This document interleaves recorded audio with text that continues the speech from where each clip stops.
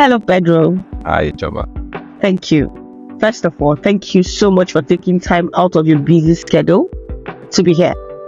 When I have guests from outside of Nigeria, I don't take it for granted because I know how life is over here. I mean, we're already discussing before we started the podcast on how things are here, so I really, really appreciate it. Thank you.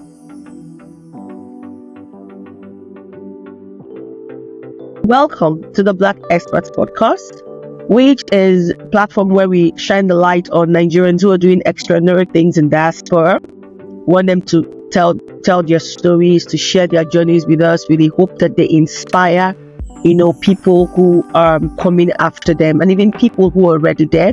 We have different narratives about Nigerians in diaspora, about the journey. In fact, there's another, about the stories and the journeys of people who leave Nigeria. Some people feel that when you when you come to the abroad, you start to pick dollars and pounds and euros on the streets.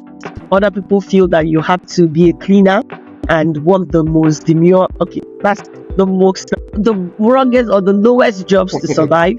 And other people feel, because of all the whole black things and all that, you immediately are a target when you go outside.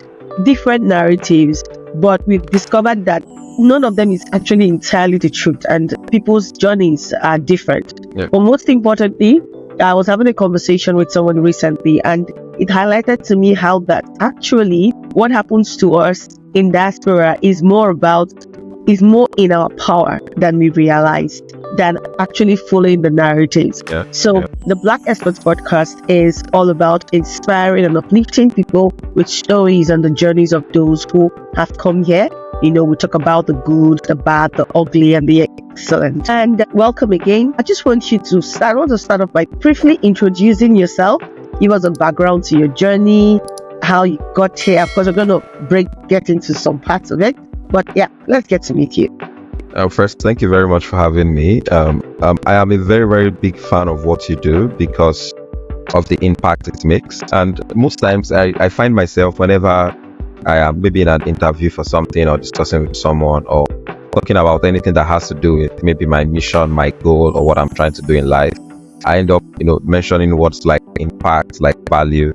And, at very early on, I probably did not fully understand the whole meaning of what I meant by impact and value, but I know that that's probably the best way to describe it. Making impact and making value, and making impact and making value can be defined in different ways. If you want to unpack what it means to make impact or to make value, you can define it in different ways. And sometimes, when you say, I'm interested in building products that make impact, that can be defined in different ways. I'm interested in working on projects that make impact. That can be defined in different ways. So what you do is a prime example of that, things that make impact. For like to be a bit more specific, inspiring people, maybe in terms of entrepreneurship, people that are trying to do this, people that are already in this journey, like mention people that may be in it already or people that are coming, giving them an example, showing them that it can be done, sharing how somebody else has done it. And even though they might not be able to take it, step for step or, exactly, but they can understand what is possible. And I think belief is where it starts from. If you believe it's possible, or if you know something like this is possible, then you can take it up from there. So thank you very much. I appreciate the work you do across all the different avenues in which you are providing this value. And I'm very happy to be part of this, to be part of what you are building or what you're working on. So thank you for that. So now going back to me, how did I get here? It's probably a very, very long journey. Last week I was speaking with some people, and they were asking about my own story, or we were discussing some things, and we saw how some people lived, and I was like, oh, for me or for us it was a bit different. And then somebody was like, how do I meet? I'm like, you really don't want to know my story? That my story is very, very long. It's a very long story how I've come so far. But I think I have been someone that has been exposed to a lot of things. I grew up in a family of 5, and I grew up with very serious values about religion, and then also about education. I think these are 2 things that we valued a lot. My mom really valued religion. My dad valued education, learning, and everything around that. And my dad really ensured that everybody had access to going to school, had access to learning anything they wanted to learn. You did not owe school fees, you got all the textbooks. There was a high premium placed on academic excellence, right? So if you do well, you get this. My dad still owes me a bicycle that he has not gotten from me since. He promised me a bicycle, he has not gotten that. So I think my background has largely been around excellence, because when you do well, you get rewarded. So high performance, excellence, and then strong religion, because my mom was sort of a pastor, but then I grew up in a proper pastor's family house when I didn't stay with my parents for some time. So I also had a lot of experience from what I had in my own family for a little bit, and then growing up in another family, a family friend that I was just taking like their own child. I also had a different experience. I'm Yoruba, so my parents are Yoruba, and the family I grew up with, the mom is from Akwa Ibom and then the dad is from Benue State. So not exactly Igbo, but a very different culture. There were differences in standard of living. So they had 3 children of theirs, and I think they had at least enough to get by. But we had 5 children and maybe some other people, and we did not have as much as they did. Maybe not like we did not have at all, but we did not have as much as they did. So it also exposed me to different standard of life, which was, I think, important in my formative years, having to see disparity in standard of living. And then I was able to also leave. I went to a government school, federal government college. I think it was a good one because it was a federal school for a place like Nigeria. And it also gave me an exposure to a very wide variety of people. How people, like in my school, it was a secondary school where boarders alone are more than 4,000. So the people that it was a boarding and day school, and then boarders alone are more than 4,000. And from there, you're going to see a very, very wide range of people with different backgrounds, things like that. And one of the things that I'm naturally inclined towards is I'm quite observant. I like to understand how things work. I like to see and notice. So I really noticed a lot of things, and then I had a lot of questions, either the ones I asked or the ones I had in myself. And then I wanted more than what I was, because of course, having to observe different standard of living, there was always this need for me to get more. Like maybe because growing up, I grew up in an environment that didn't have enough really. At some point I left home very early. I didn't stay. I went to school very early. I started secondary school around 10. I started university around 16. And part of it was maybe because of the education of high performance. But then also, that also meant I also had to leave. When I was in my secondary school, I didn't stay at home with my parents. So when I went to university, I didn't stay with my parents. And I got a lot of support from my education, but I didn't get a lot of support, especially financially, outside my education. So I had to also fend for myself. So I did a lot of odd jobs like laborer. I sold things for my mom. I dug well, laborer for building houses, and things like that. I did that to be able to afford things like, make boxers, get a phone, what of those things I want. So, and then for me, that I've had a lot of contrasting experience, either from my secondary school or from the family I used to live with before. So I knew that there was this sense of feeling that there could be better, and I wanted better, and I felt to a very large extent that I felt like you always have this feeling that if you are smart, if you are high achieving, good things will come for you, or good things will come to you. But then how am I smart and I'm still doing this, I'm not getting. So there was also that feeling, which also resulted to a lot of emotions, anger, and stuff. But that's basically stored a drive for better, really. And it is a drive for better that has led me to most of the things that I have done, beyond that. I went to school towards my final year in school, and I don't know, due to a couple of experiences, and like I said, I observe a lot, and that is why I'm more driven towards impact and value, which is one of the things and because I observe a lot, I see pain, I see inequality, I see suffering. Like one of the things I used to see is when I was young, was seeing my mates that are walking on the street that can't be in the store. Like I noticed the things when I was 11, 12, 13, and I sometimes just turn away because I want to. Everybody I see, I'm like, this person shouldn't be in this situation. I almost always feel that way. Although now I have also grown to turn off those parts because it can feel very painful. Because looking at those experiences, I don't know why, but it caused a lot of pain for me, and I would overthink about it. And if I can't solve the problem, it ends up causing maybe a bit more pain. But I just got inclined with doing things that naturally help people, providing value in that essence, right? So my first startup was when I was in school. After I did my IT in Peugeot, where they make the Peugeot cars, I was still in the education line. I was thinking masters, PhD. I wasn't entrepreneurial then, but I wanted better. And my path to better was to study well, to do well in school, and get whatever is in that particular line. Work in a big corporation, maybe finish with the first class, things like that. So in my 400 level, like that's second to my last year in college, I I had a friend that drew a lot. So there was a friend of mine that I even already know that was playing football, really tried to help him get a proper sim, because again, that instinct to try to help someone. Then again, in front of the level, I had a friend that he was good at drawing before. He draws a lot, and then he wanted to market his art. And then I came together with some other friends, and they were like, guys, you tech guys, I'm also quite curious. I'm a very, very hands-on person. I break things, because, and I think it's out of that curiosity I break things apart. While I was in primary school, I was repairing radios. I was repairing, removing transistors. I really love physics. Physics is my best subject because I think it's very practical and we can feel it in our everyday life. Funny story, I wrote JAMB, and in my JAMB I got to 81. I got my lowest score in physics. I got 61 in physics. My lowest score. All my other scores were 71, 72, 77. But my lowest score was 61 in physics. And I was actually going to call back my physics script for them to review why I got 61 in physics, because I had a lot of physics textbooks, a lot that I finished, like preparing for JAMBs, like chemistry, for instance. I finished Ababio like 2 or 3 times, and physics textbooks, essentials. I finished. I loved physics. I was a breathing physics person. How would I get 61? So physics is something I used to do in offhand. It was very, very strange because I felt like I answered everything. Maybe the teacher felt you were too good, and maybe it's a negative marking thing, right? I also heard that there was some sort of, maybe if you fail one, it cost you more, and things like that. But I was convinced that something was wrong with my physics, that I could have gotten more in this jam than so. What that happened? So I love physics and I love putting things apart. I loved electronics, which basically inspired what I studied in school. And when I was in school, I learned programming, and I had a friend that wanted to sell parts, and my friend said, maybe let's do the platform where this guy can sell his parts. So it was purely out of, let us help this person, not even necessarily entrepreneurial. And then that was our first startup. So we put together an e-commerce platform. And then from that guy, we were like, oh, there are other people that are like him that would also want to sell things. So before the Jumias became popular, or before the Kongas became popular back in 2015, we built a Nikop, which is from Naira and Kobo. So Nikop, an e-commerce store that sells only made in Nigeria products. It doesn't exist again now, but that was our... I was just about to Google it. Yeah, but if you Google it, you probably find some other things about Nikop. Maybe not the website itself, but NAI, like Nikop, and it's supposed to be nikopstores.com. We had a forum, we had an e-commerce store. Maybe there's a blog you will see about us.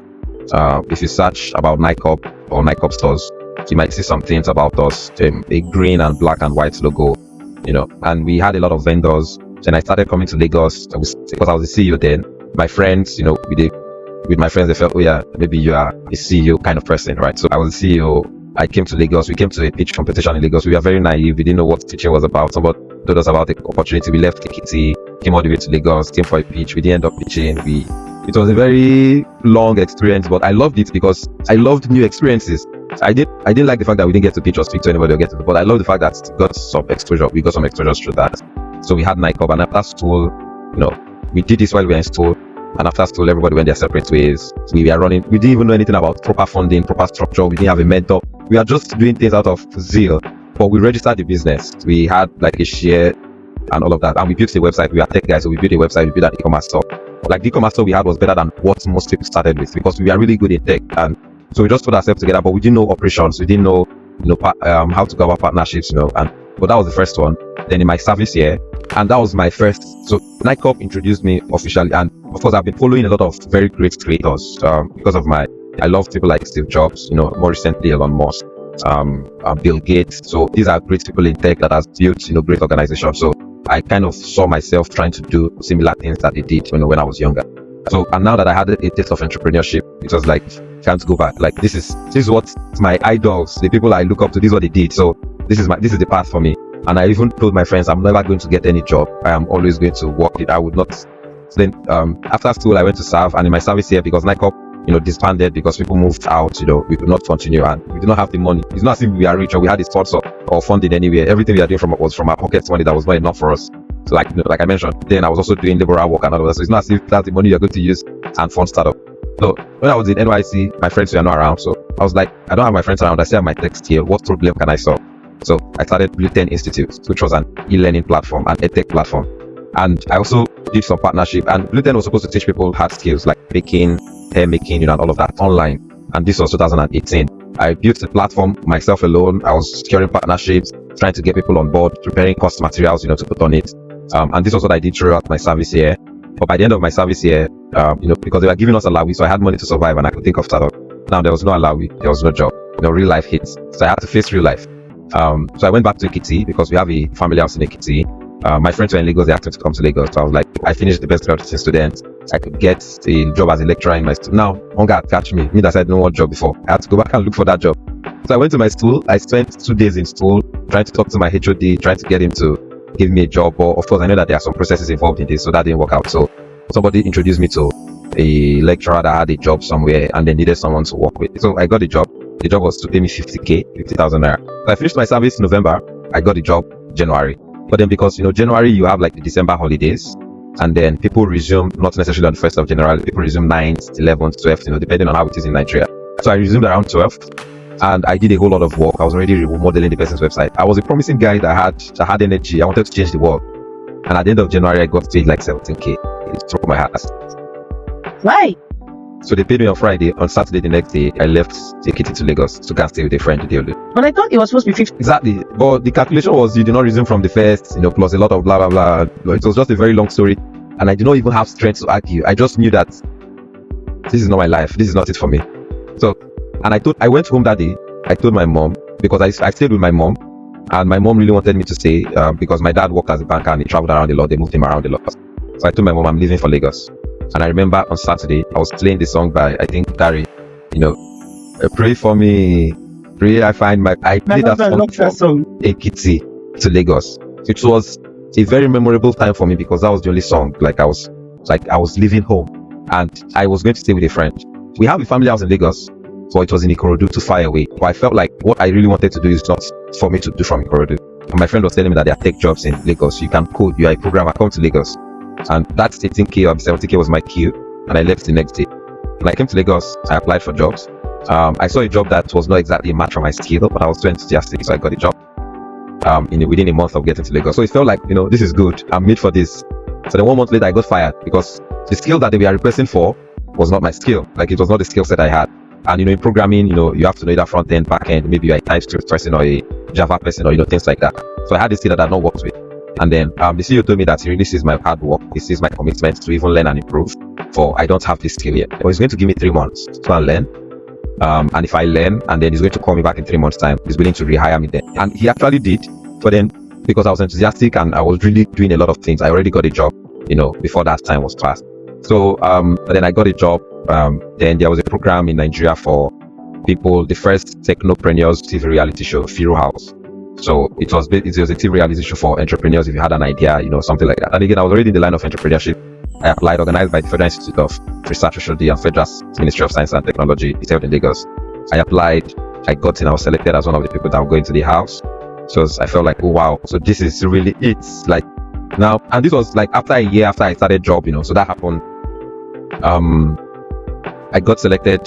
I got into the house, the TV reality show house. I was one of the winners. So I won 10 million naira. I felt, now this is it. This is exactly. I was already looking at the car I was going to buy. I was like, so at this stage, I probably need a car. So this is the type of car I would like to buy. But then the money never came. So a lot of people thought I was rich. It was, something around. No, please say that again. The money never came. It was a government thing. Why? Okay, I just for a split second, I forgot I was recording. But why? Till now, we have still not seen anything. There have just been so many stories, and all of that. And frankly, that moment spiraled me to the lowest point of my life. I don't think I'm a suicidal person. Or if I was, I think I would have considered it then. But I am just too, I am too optimistic about the fact that I can get things done. And that was really what saved me then, because I was working in a job. My house then was attached to the job. And when I went for the reality show, I had to resign from the job. And when I came out from the reality show, the savings I had, I got extra office, so now I didn't have monthly income coming. My money, I got an extra office, I got extra equipment. Then I was doing 3D printing because I studied mechatronics in school, so I had experience with 3D printing and stuff. And the idea I went with was using 3D printers to make prosthetics for people that are disabled. So it was going to be cheaper and more affordable, to help, medical people that don't have arms, maybe due to diabetes or anything that maybe they amputated, and some other medical assisted, materials, and stuff. So that's why I went into that particular idea. And I got an extra 3D printer. I got an extra space. I did not have any other money because I was in 3 months at least, that money should come. So I finished my money. my house was attached to my job, so I was able to get a house, with someone, and that didn't really go well. So I lost, 6 to 8 months after I left that reality show, I didn't have any money. Couldn't you have sued them or something? We have actually tried a couple of things. We have tried. I've just gotten tired of trying, and I've moved on, because again, it's the government, and they tell you we are working on it. Write a letter, write this thing. The exchange director, it was in the past administration. Just so many back and forth, and I lost everything. I really, really lost. I lost my house. I lost everything I had in the house because I got into a bad arrangement with someone, and it's a lot of things that I had, and I didn't have a job. I didn't have anything really. Like, I had to. A friend of mine, I was lucky that a friend of mine had a training in Lagos, UBA, and then the training provided accommodation for him. So I stayed with him, because then I was not in my right frame of mind. Like, I did not know what to do. Like, should I keep working at this because the money would come? They keep promising us the money would come, or should I move on?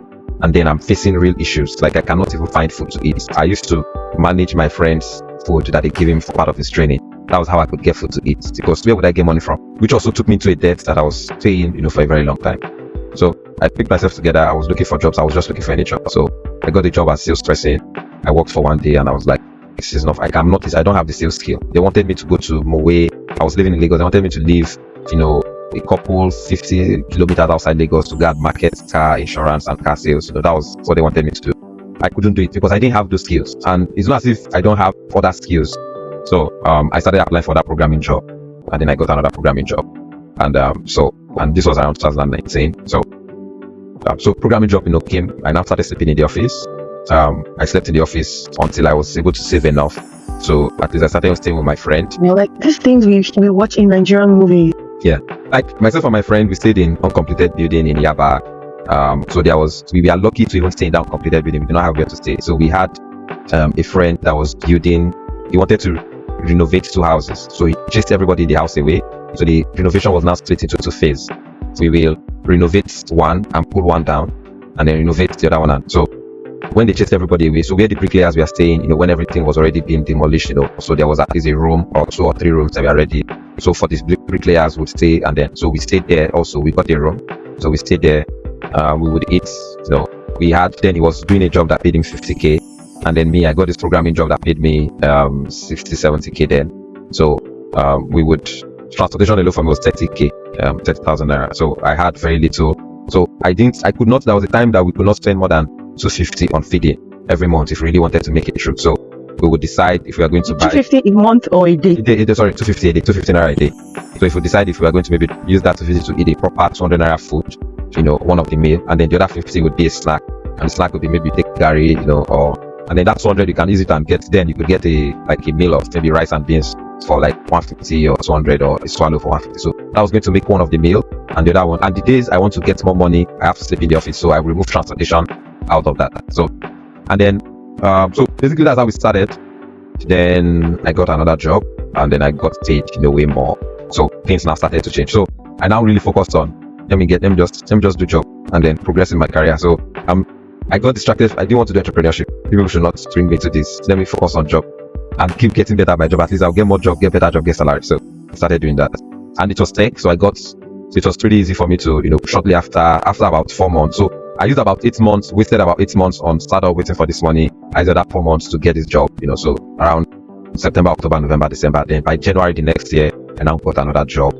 I was now doing 2 jobs, so I was able to manage 2 jobs. I was able to get more money, so I was able to get an apartment. My friend, then we now started, on the tech journey. Then I got a remote job first in Abuja. After that, so things actually now started beginning to change very rapidly for us, because again, it was tech. We are now good enough to command some salaries like 250k, 270k. So I was getting to 270k somewhere. I was getting 200k somewhere. So I was making around 400k. And this changed within the period of 6 months. So like I was earning 70k somewhere. Imagine if you had given up exactly. Then.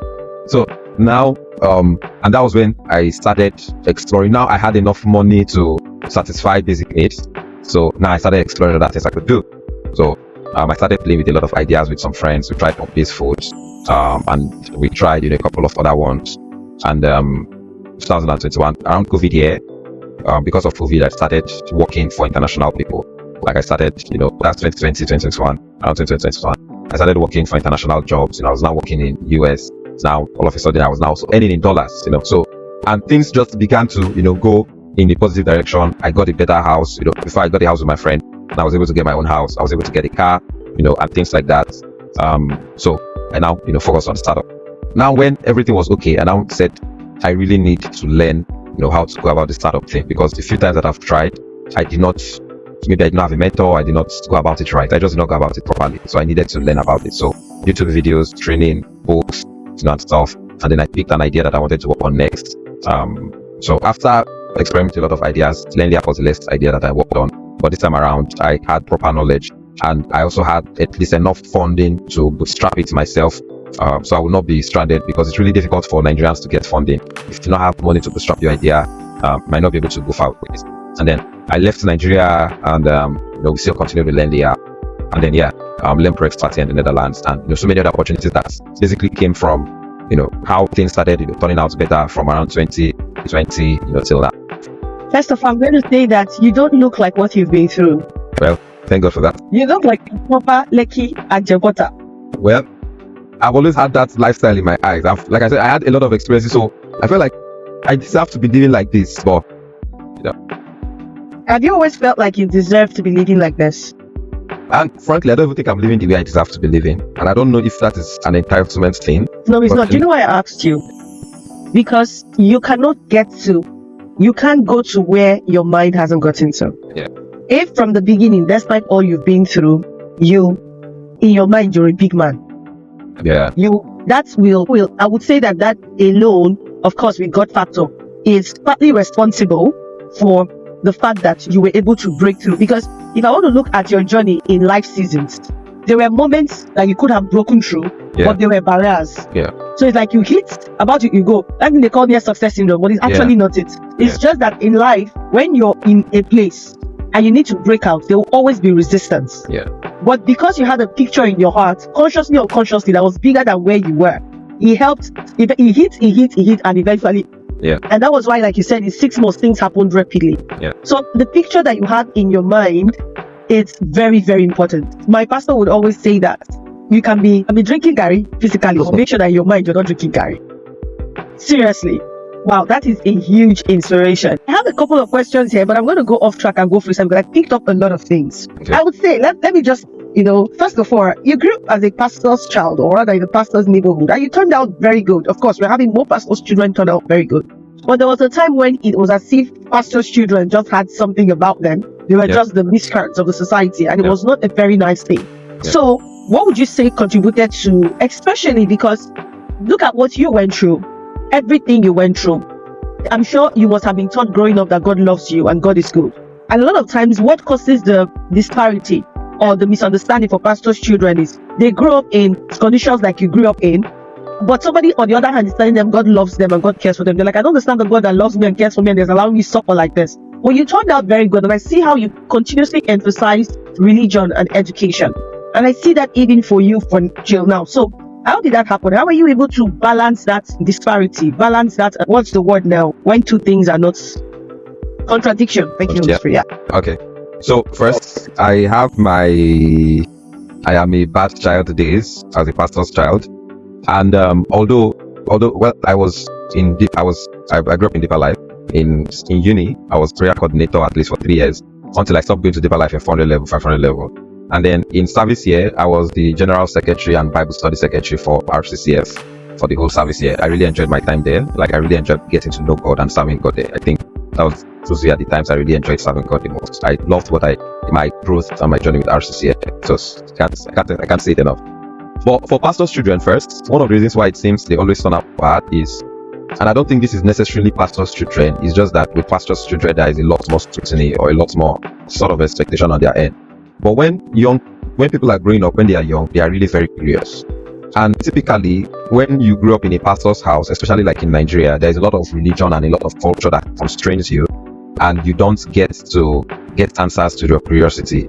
And sometimes your curiosity can mean that you're a bad person. Like the fact that you're curious about what is this, and a proper explanation and a proper guidance and a proper mentorship would have solved it. But asking those questions sometimes make you look like a bad person. But non-pastors' children, maybe they don't have those expectations. They are not confined under those spaces of, very strict religion.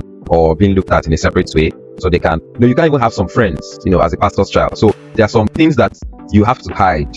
I have to hide watching football. I have to hide, staying out with friends a little bit more, to play a bit more, because I'm supposed to always be reading Bible, and I'm growing, I'm saying things, and I'm learning, and I'm being inquisitive. And I see two people hanging out, probably in a relationship, and I have to understand what that means. But you are not teaching me. I can't talk about relationship, and I see it happening outside. And if I am curious about what is even happening here, and you're making it look like I'm even already bad by having those questions, and you're not answering it, and you're not allowing me to have this conversation, and I now go out and can get the wrong understanding of those things outside, and then you are now still, it now begins to create more friction, and you keep, pushing me to the edge of you are a bad person, and I keep going to a place where I keep learning even more bad things. And my understanding is, and I have friends, like, you are restricting me from meeting or hanging out with people, and we all know, good and bad people, and some people are not necessarily bad, they are just engaging in bad habits, but they are not bad people because they are not mean to you, they are not wicked to you, they don't hurt you, they are your friends. When you don't have food, these people give you money, or these people help you with food, but they are asking me not to hang out with them, maybe because, let me give an example, because they drink, and you are not telling me why I shouldn't drink, and I cannot have the conversation of drinking with you. And when you see me hanging out with the person, I'm already a bad person, even when I don't do that. You already categorize me as that. So I am mingling in the society with people. You are not having those conversations with me. I can't even entertain those thoughts, because that already makes me a bad person.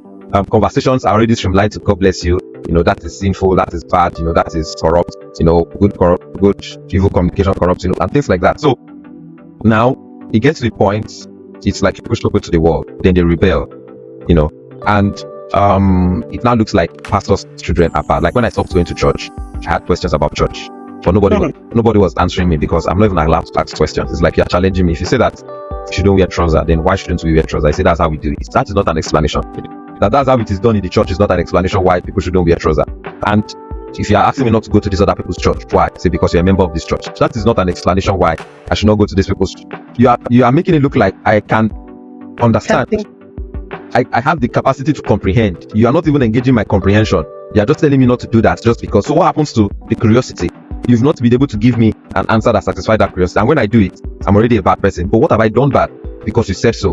And it's now you are a disobedient person. I asked you, but I am learning and I'm engaging with the society, and you are not allowing me to engage properly with the society. So these people end up, and I think most pastors' children actually have a very good sense of good and evil, and that's why they end up turning bad. Maybe when they are between 13, 14, say when they are 24, 25, they have this phase where they are learning and they're interfacing with the society, and the church or the parents or the supposed mentors are not putting them right, so they look like they are wayward. But beyond that, they still know good and bad. They still want good and bad. They still want to. You might see them, okay, maybe like people will live deeper life, but that doesn't mean that they leave church. They will just go to another church. So it's not as if they are running away from God. It's just that the environment that you have put there, maybe they go to another church where maybe like Redeem or maybe Winners or some other church where they can be a bit more expressive, or maybe off under the microscope of one woman that said that we saw you when you were growing and see what you have turned to, and things like that. So they don't explain God to you very well. They don't explain the society to you very well. They don't allow you to grow in that regard. And I think most pastors' children ultimately have a good sense of good and evil. So it's a very, very good background. But then for me, there's also a part of, how I grew up, a drive, right? And different people have different personalities. I am oftentimes self-driven. I can self-start. I can self-maintain. I'm the kind of person that will fall into the danger of doing things by himself alone. Because if I see something is, fine or is a good idea, I can go into it. But the good thing is, thank God for good upbringing and then education. You can make sound decisions. So it's going to be bad if you don't have a moral compass and then you don't have the mental capacity to make proper decision and you want to go on your own. You might end up on the wrong path and then go on your own. But then at least if you have good moral upbringing, first you justify what is good and bad. I could have said easily, I could have ended up doing Yahoo or doing cyber fraud easily. With my passion, with what I suffered, and with my skill, is a potential, but I never considered it again because of the moral compass, right? So I was willing to do most things to succeed, but then within a certain moral compass that is related to my upbringing. So I think for pastors' children, they have a good sense of good and evil, especially if they grow up well. The church community do not really support children growing up, especially for all-round growth and how to interact and interface with the community or with the society very well. And for me, specifically, I think I have a personal drive to want to do good, which also pushed me or nudged me, in the right. Some people, again, would have chosen other routes, other directions, to go about some of the things. Wow. Like when people ask me these questions, I always say something along the lines of, sometimes that actually happens because the parents are not leading what they are teaching. Yeah. And it happens a lot. But this is also another strong perspective. And that now that you've said it, I just realized that there isn't actually much difference between the millennials and the Gen Z. The only thing that, because I remember I told my husband recently that the thing about Gen Z and Generation Alpha is that, unlike millennials, they have the internet to answer their questions.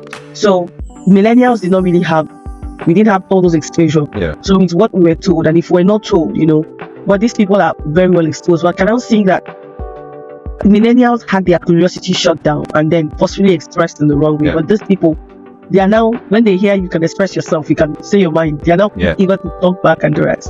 So that's amazing. Thank you for that. Okay, I have a lot of questions. I love how your story has shaped you and your journey. I'm going to ask, what would you say? Would you say that your journey, where you're coming from, the things that you've experienced, have really played any significant role in who you have become today? I mean, it's obvious, but can you point to certain things that happened that really shaped who you are today and who you're becoming? Okay, one, not having enough, having to fend for myself, having to do odd jobs, having, to have to find a way to, has made me always want to at least be in abundance. Not having enough makes you want to be in abundance. And I always think towards, how can I not lack?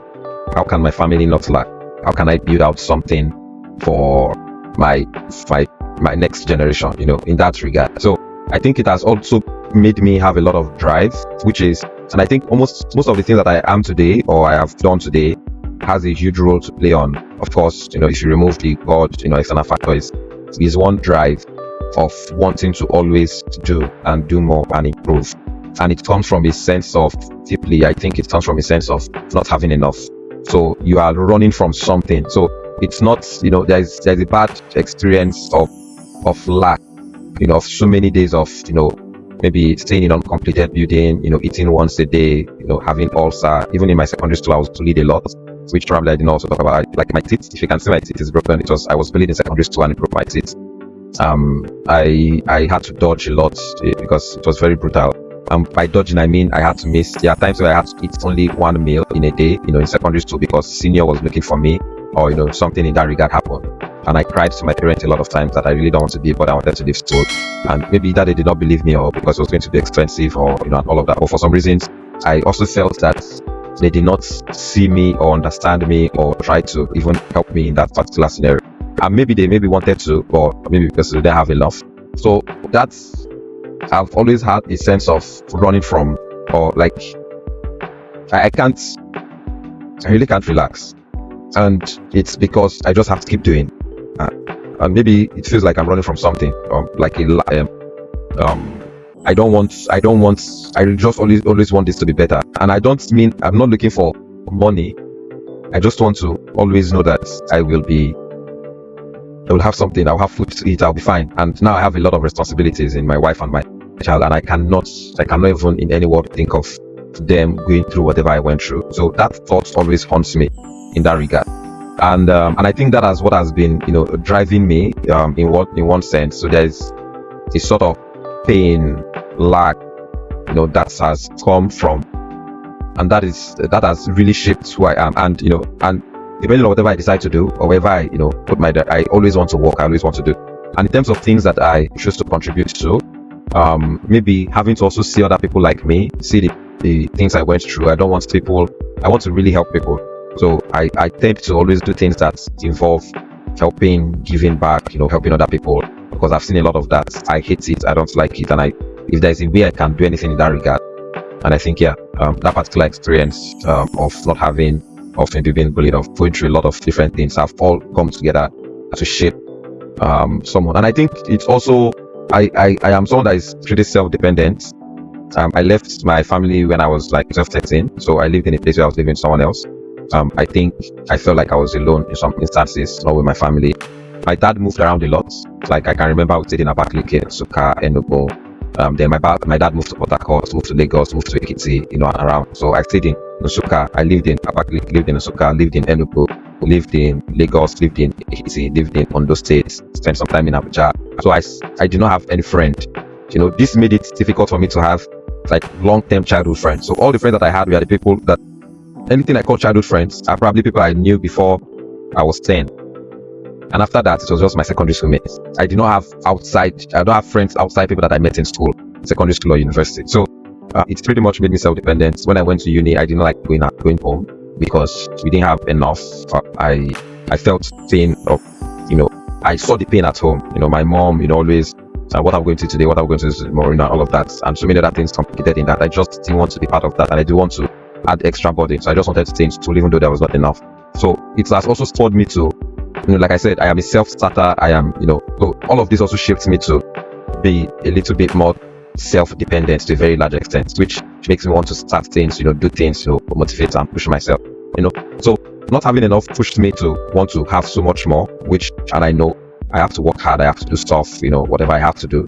And then my experiences made me a very self-dependent person to a large extent, which is a good and a bad thing. It's good that you can self-survive, but it's also bad that you cannot work with other people in some instances. So I would say that your experiences were gifts. Like God didn't cause it, but He allowed it, and He knew what He was doing.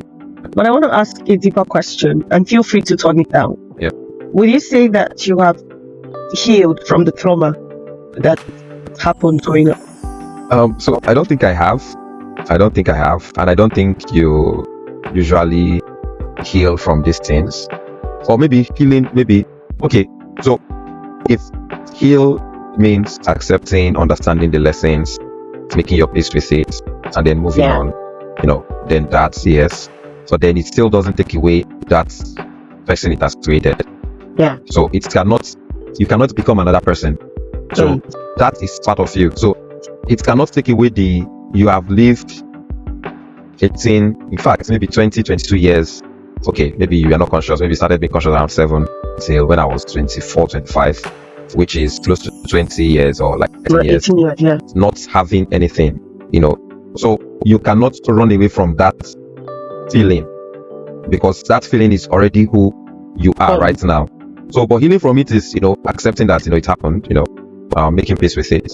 So, but then it also brings about some of its lonely parts, really, frankly. So, and I don't know if that would ever go away, truly. I think some of those things end up becoming a star.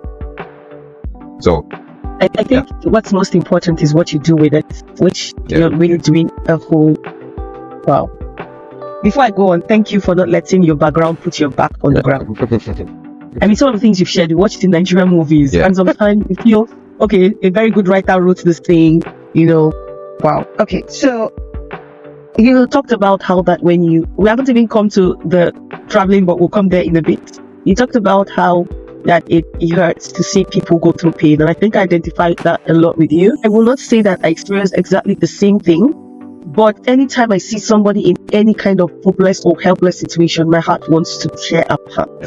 At some point, like you, I started to close myself because I didn't know what to do. Now, I won't say I went through exactly the same thing you went through, but I feel that way. So I can imagine how much more for you. Now, where you are now, with the pain that this does to you, I want to ask 2 questions. Because at some point you said you wanted to change the world.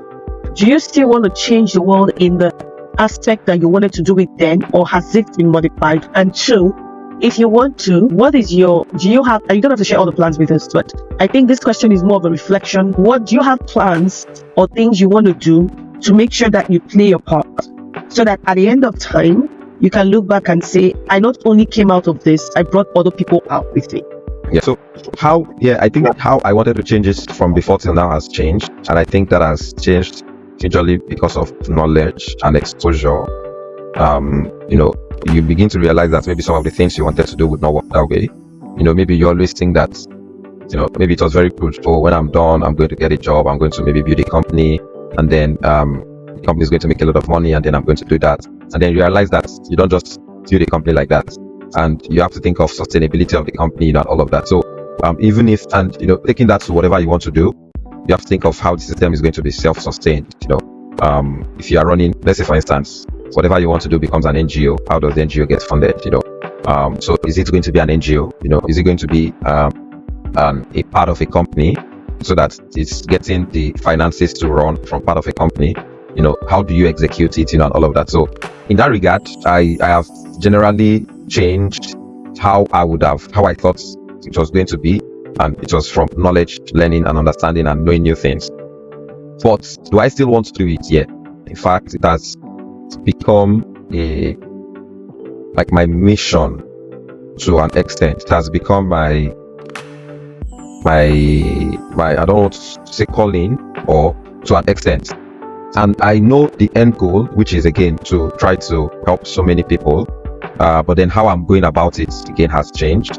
And some of the things I want to do is, first, I have realized that one very, very sad truth is that it might not be direct, but money is power. Money is a lot of power.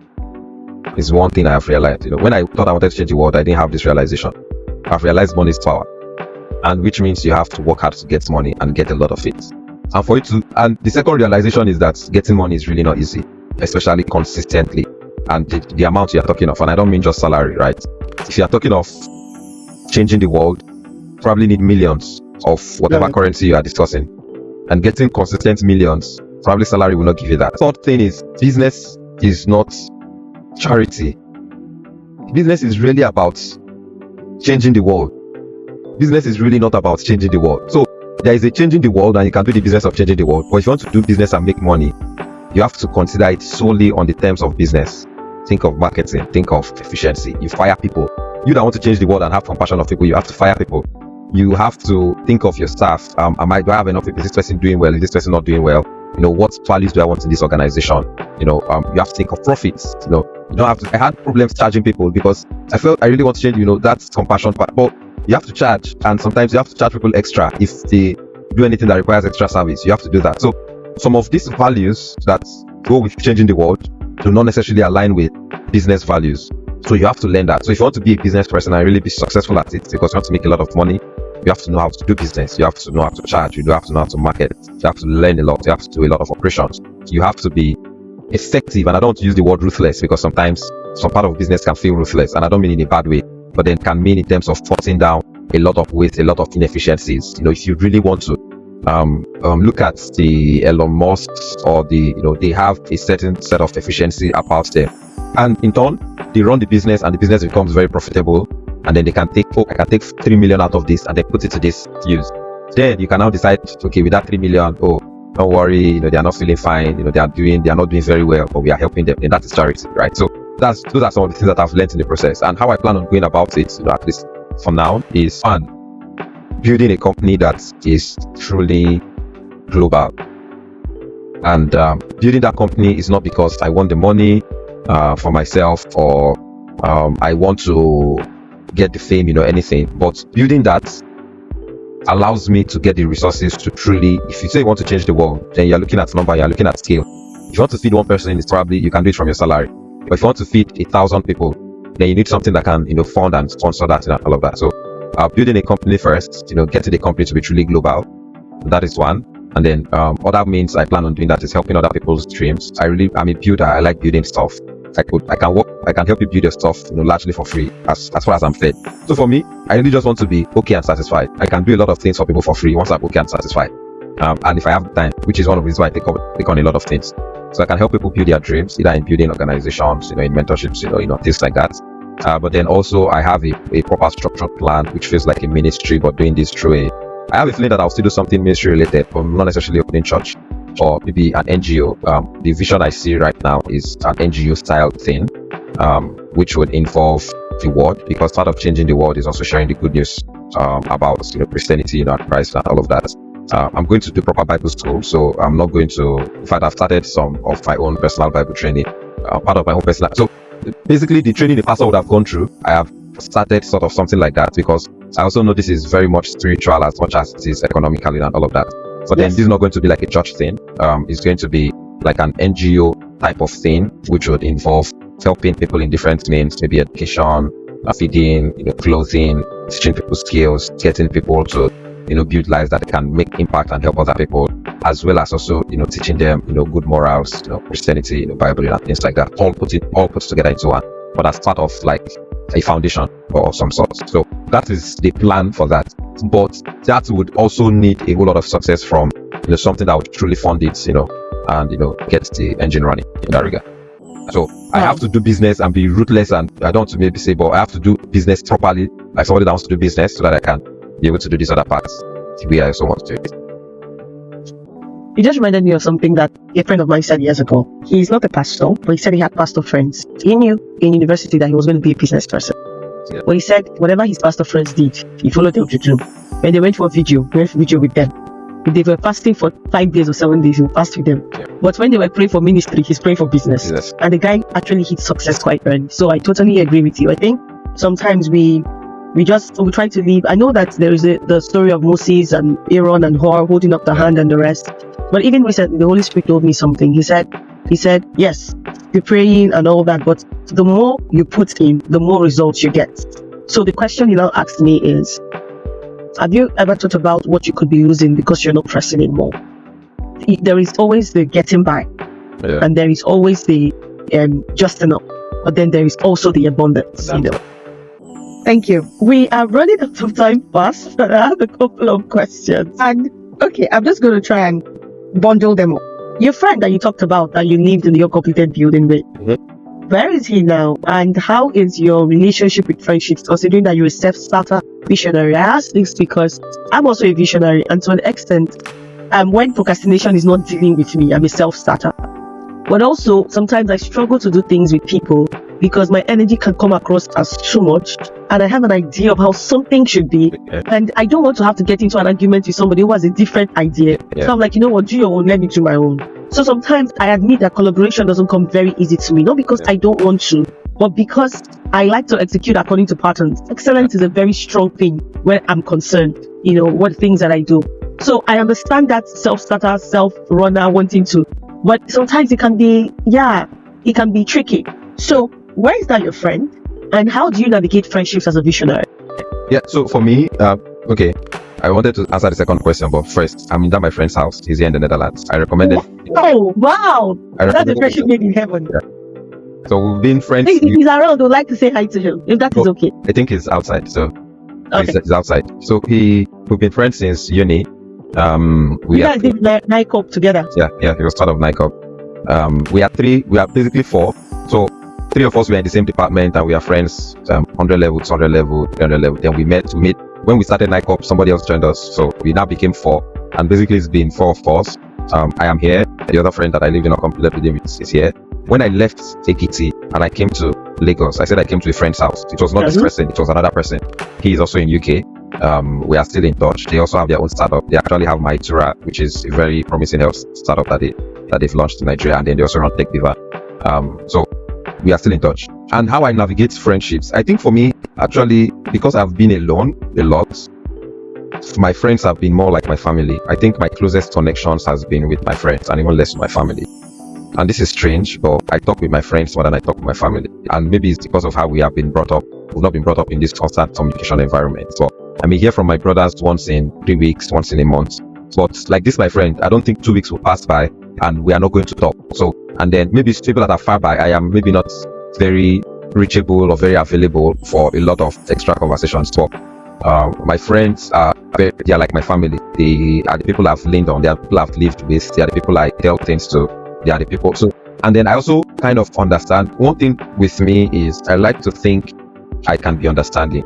And what I mean by that is I like to understand people's perspective and what they are passing through. I don't advise people if they don't ask me for advice.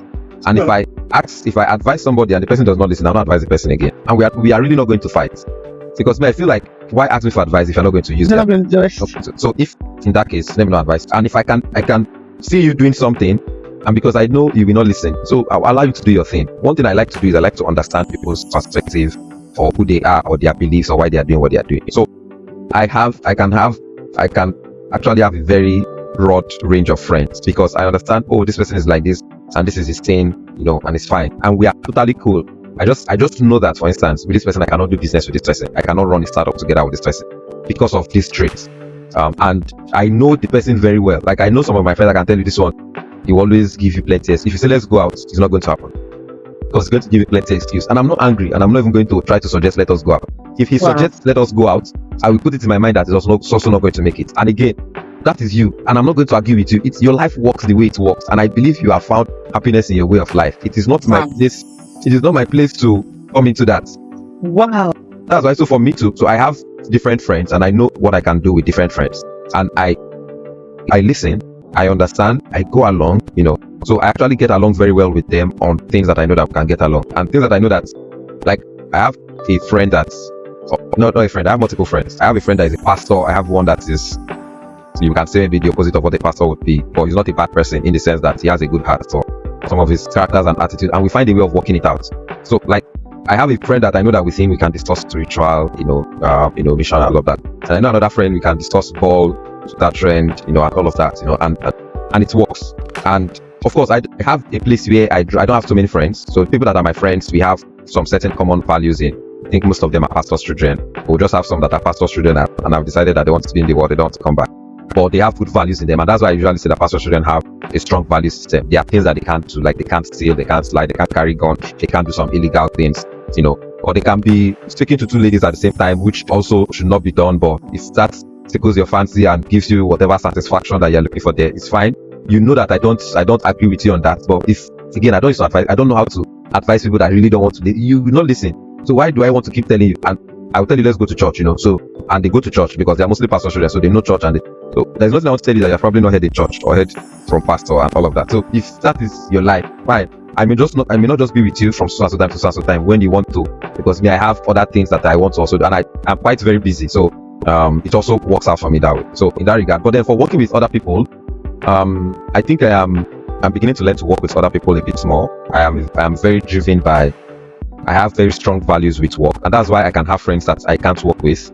But when it comes to work, I have very strong values with work, like hard work. I don't think there's anything. I think it exists. So don't quote me that it doesn't exist, like work-life balance. I think it exists for some people. I think for people like me, or the people that I would like working with, they should not be strongly attached to work-life balance, because I really think when something is really important to you, whether it is work or your family or anything, you devote time to do it. You might be at work and you need your family. You don't say because work-life balance, you not attend to your family. Also, it does not mean that if there's something very urgent that you think is important to your life, your goal, your career, your mission, you can't do it on a Saturday because you are saying work-life balance. I've closed my laptop. I'm not that kind of person. So I want people that are dedicated, people that are committed, basically, and also hardworking. And maybe because I've grown in a place where I've had to work hard to get most of the things, and I'm not attributing everything I've done to my hard work, but then I've had to work really hard. So hard work is a value that I value. So I want to work with people that are also hardworking. I don't think I stress people too much. I think I allow people to do themselves. For we cannot give you a task, if whether you're my friend or you're my colleague or co-worker or my co-founder, and then it's taking you 2 weeks to get it done, when I know that this thing can be done in like 2 days. Even if you want to waste time, do it in 4 days. So then you're doing it in 2 weeks. So now we have very wrong, and surprisingly, or there are very few people that are really very hardworking in this world, which is a very, very huge surprise. I'm not calling everybody lazy, but there are very people that have this very high drive. Like 36, exactly. It's soft life gone wrong. Me, I find joy in what I do. So I am not. If you want soft life, I understand my kind of life is not for everybody. So I will not crucify you, and I accept it. And I'll give her like an example. My wife is a very, very soft person. She likes softness, and me, I'm the one that I want to overwork. I've tried doing some startups with her, but then I've seen that maybe this is not going to work with her. There are other things that we can do, not the kind of hard, deadline. I am addicted to that thrill of work, of achievement, and all of that. But she grew up drinking malt and milk, so I grew up drinking different things. So that's why I married her, right? So I'm not criticizing her. I married her because definitely. I don't want my children to be hard. Like, I also want them to have soft life like their mom. Yeah. So I totally appreciate and I love that fact. And that's why I say that I like to think I'm an understanding person. I see you, I know what you're about, I know what are your likes, what makes you think, what you believe. And if you really think that my own way works and is interesting and you'd like to learn more about it and you would truly listen, I'm more than happy to share. But if you just don't do your thing, I'm not going to come and advise you in your lane. It's fine. Oh, you think it's good? Great. You want to finish the whole bottle of drink? Wow, crazy. How was it? So how did you feel? Let's have an interesting conversation about how you felt about this. I'm even intrigued and how did this make you feel? And I'm okay with you that we are not fighting, So, it's the understanding for me. It's the accommodation for me. I think if understanding was a person, I can get angry when I get tensed. Like when I really want battles. But exactly, at work I can get angry, but outside work, I can be your battles. And that's also one reason why you're able to push through for things. Because what people don't understand is energy can only be converted. Yeah. When you spend your time fighting battles that you should not fight, you disperse the energy you should use to pursue more meaningful things. So you have, whether you did it consciously or consciously, you have decided to channel your energy with things that are important and take away. Funny enough, the next question was going to be about your wife. But I was going to start from, what was your thought about relationships in secondary school and your early days, seeing all that you faced? When the raging hormones, when the hormones rage between 14 and 7, what was your thought with everything you were facing? What was your interaction with females like? And then, how did you meet your wife and how did it go? Okay, so at first, my initial relationship with women was I hated women. Wow. This was because of deeper life. If you touch a woman, she's pregnant, and I was a pastor. So I did not even fraternize with the opposite gender. I was very, very strict with the opposite gender. And then, when I went to secondary school, in my primary school, I was fighting with women, with girls. I was fighting girls because don't come near me like that. I don't need to participate in things. Like, I'm a pastor and I was a very active, energized pastor. So I was not very violent, but I had a lot of energy, which sometimes energy can turn into some violence because the energy is too much. But then in secondary school, I now started having a crush. As a matter of fact, I had just one crush from my GSS2 to GSS3, and I could not do anything about it. So my SS3. So from when I was in GSS2 till I was in SS3, there was only one girl I could think about, when I think about girls in that regard, but I could not even tell her. I did not say anything because I was a pastor. You don't say this, you don't have these feelings, you can't do anything about it, you just bottle it up. All my friends knew about it. Maybe when I sing a song and I was sing her name in the song, I'm always looking out because I fought for that lady. Like my school was very, never knew. My school was a very, very rugged school, and by rugged school I mean sometimes they can steal your locker. Like there was a time I went to school, we were fighting for locker. Somebody wanted to steal a locker. I fought the person. I said, no, you cannot take it. You have to do this. Don't do this for her. And she did not know we are in different. In secondary school, we have different houses, and we are in different so many things. And I was probably one of the major admirers. For she had other people that also admired her. So I really fought for her interest, but I did not summon. I was a very shy introvert. Again, because of that deeper life, don't talk to women, all of that. So I was a very shy, introverted person. In that regard, I can be loud in other things. I think you're amused. I'm trying to picture you having a crush. It's not telling. Yeah. So I can be vocal about other things, but in that regard, I was very, very shy. I could not even say anything and all of that. So then I got to university, and that was when I now started having real interaction with women. Like in secondary school, it was hostel, so I did not even stay with women. Okay, maybe where I stayed at home, I had some people that were like sisters, and all of that. But it was not in that way. So I just thought of them as sisters. So when I now got to university, then I now started having friends that were giving me feminine energy that I did not receive anywhere. Although in my SS3, I had a church member that wanted us to have something because again, I don't know how to talk to women, so she asked me out, sort of. But I also didn't know how to handle it. I had to tell a senior brother in church that this is what this lady is saying. So what do I do? How do I go about it? Now, so I ended up dating the lady, not me, shy. And I was okay with it. Frankly, I was okay with it because I felt like I was clueless. I was like, okay, since this guy has a lot of clue, you guys should just get together, And I was very fine with it. So when I was in 100 level, I met two ladies. One lady was my friend. So both of them are my friend. So one was in my department, another was in another faculty. And I wasn't, it's not as if I wasn't fine, right? So I can be attractive in that regard. So ladies want to talk to me, and I'm not saying they came to me because I was attractive or because I was fine or they are trying to ask me out, but they could relate with me. Ladies could relate with me in that regard. So I met two ladies. One was my friend, and then the other was also my friend in my department, right? But the one that was not in my department gave me more feminine energy. Like that was the first time ladies. When you say feminine energy, how do you mean? It means that the lady can hug me, can touch me. Like I did not know all of those things existed before me. Are you serious? You will hold my hand as you're my best friend, and then I want to always hang out with you. Like I'm not familiar with those kind of feelings or those kind of interactions. I did not know those things existed. And I was a prayer coordinator, right? So we are also still, of course, as young youth, you knew some of those things. You would call private fast computer. You'd be telling somebody, look at somebody that got, or you meant something, because you could not just have those conversations, but it was just on that sense. But then when I now got to uni, and she had a boyfriend. I think she also had a boyfriend in 100 level. So they both had boyfriends, but they were my friend. But I could feel like, oh, these are coming. After we became friends, ladies were coming to my hostel to look for me. I'm going to ladies' hostels to look for this person or that person. It felt those were really different, and I was really intrigued, right? But after 100 level, towards the end of 100 level, there was an issue. And when I mean there was an issue, like my friends maybe created an issue. And again, I was very totally new to this, so I did not know how to handle this, right? So I was giving the same energy back to both of them. Oh my God. It now felt like I was double dating, or I was dating two ladies, at least in some people's eyes. Because I like to think I'm a good person, so I was very good. Like I was helping them with assignments. Like the one that was in my department, one of the reasons we became friends was she wanted us to study together, and all of that. And also I was, very good academically. So sometimes after they teach us in class, I will read only to meet her later in the day and re-explain those things that they taught us that I've read about, to her in that regard. And although on the other hand, I might also help her with, some assignments, reading, understand. So I found this fun. I could also read even things that were not, and in 100 level, you do a lot of cross courses. So we could study together, and I sounded smart, or maybe I was smart. So I was a good, smart friend to have in that regard.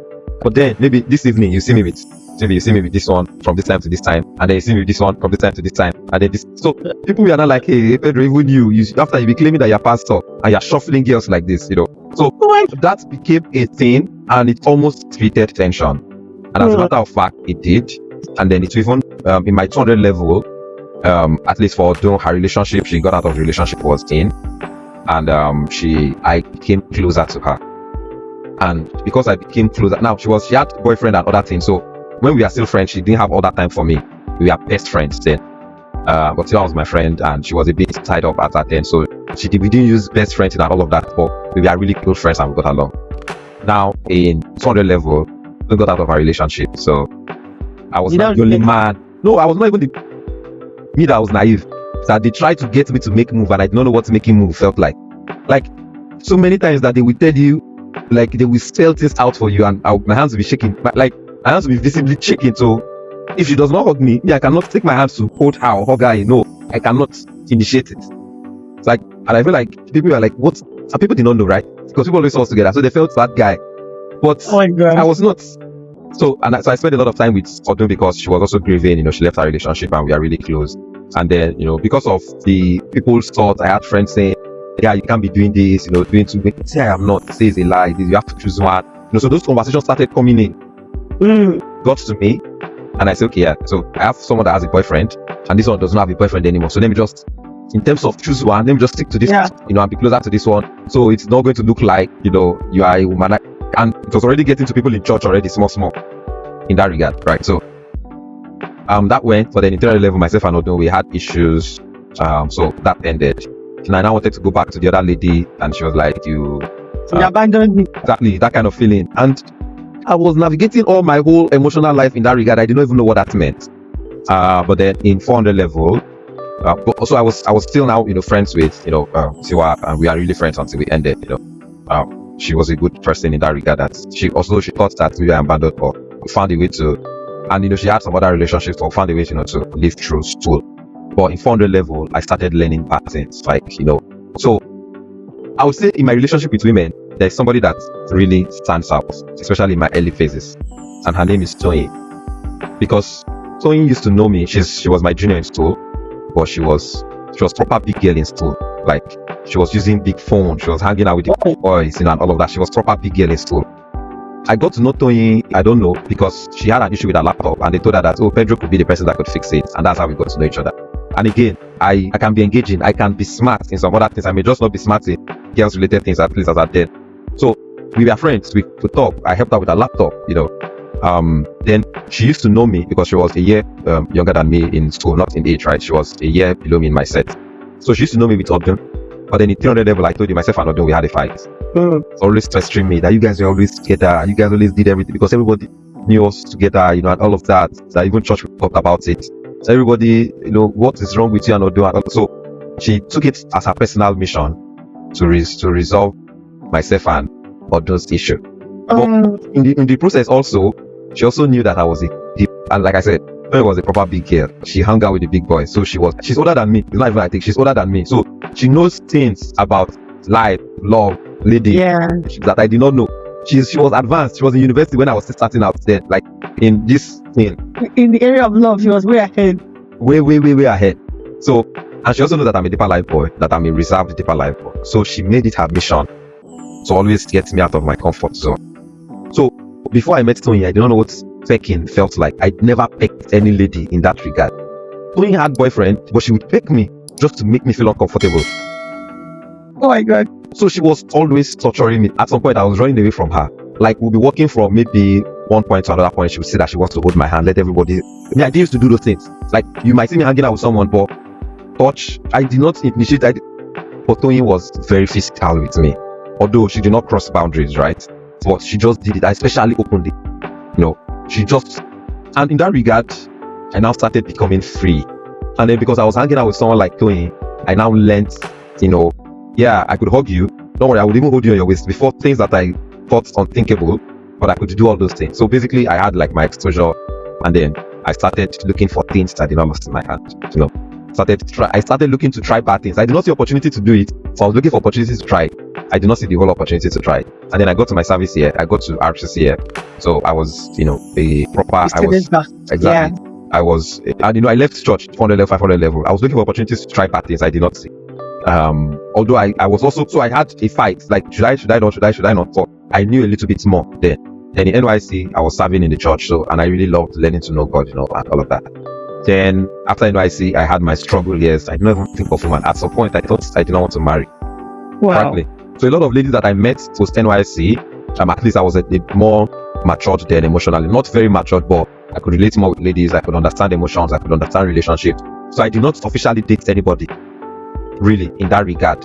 All the people that I almost dated, felt like situationships. There was no, I want to ask you out, or I can tell you that I like you, but that's where it ended. I do not know how to take it from I like you or whatever, would happen afterwards. And, basically that was when I passed through my struggling, hustling days, and I started making money, like I started getting more money, at least I started earning 200k, 300k, 400k, and I was in Lagos, and Lagos would fill your eyes and your brain with a lot of perversities in this world. A lot of evil of this world existed in Lagos, and they were easily accessible. Then I was now like, I think I should explore. Where else? I'm already in Lagos. Let me start out and let me explore. But it was just around then. I used to tell people that I would have entered the world, but God arrested me and gave me a very good woman and said, no, don't go. Because I had the money, I had the freedom, I had the opportunity, and I was in the right location to explore. But then, how did you meet this woman? Yeah, so my friend, one of my friends that I did nightclub with, the one in UK? No. There's one in Nigeria. So one is here, one is in UK, then me. So we have 4 people. Myself, Michael, Diolu, and Shino. Shino is still in Nigeria. But Diolu is in UK. Michael is here with me, and I'm here in the Netherlands. So Shino served in Ilorin, in his NYSC. Now my wife served with him. And Shino, again, most of my friends are church people, pastors. So he was in NCCF. So he was, I think, an extra in NCCF. So my wife also attended NCCF. She's also a pastor's child. So they became friends there. And then when we came to Lagos, when I was now very okay, Shino was like, oh, come to my church.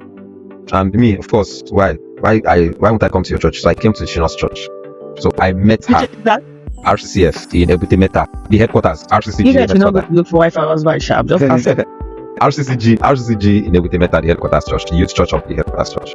Yeah. So I met her in church. She was a friend of Shino's.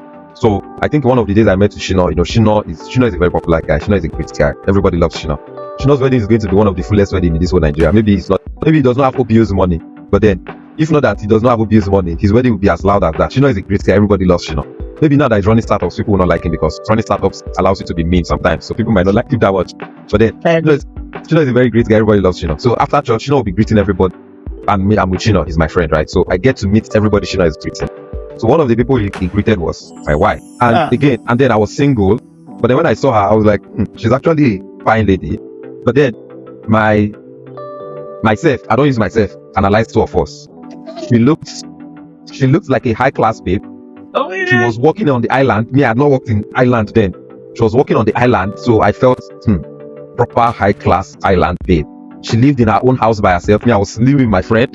So she was, and when we discussed, she was already planning on, she was working in Coronation, very big in Nigeria. She was planning on going to the UK. Like, so, and that, maybe I didn't get this in the first conversation, but maybe in the first second, but this looked like a proper babe. So me, I was like, oh, maybe this one, just, maybe go and stay with your upcoming, like you have always been upcoming. And I told you, things changed for me really rapidly. So I really knew where I was in life 6 months ago.